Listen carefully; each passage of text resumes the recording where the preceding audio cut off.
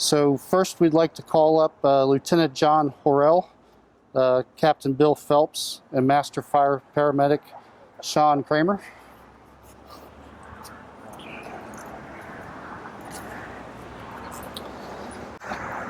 So these personnel are being recognized for a call that occurred on Thursday, March 5th, 2020.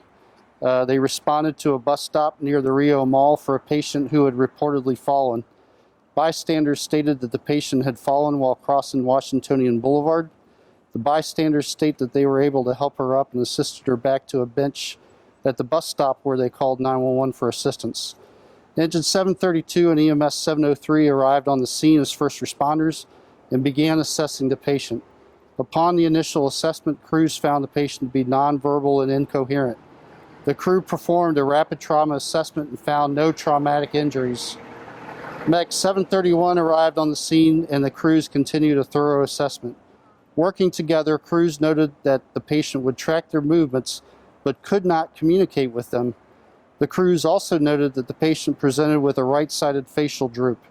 The crews then performed a Cincinnati stroke scale where they noted the patient had a rapid right-sided arm drift and little movement in the right lower extremities. The crews determined that the patient appeared to be a stroke alert patient and immediately consulted with Shady Grove Adventist Hospital.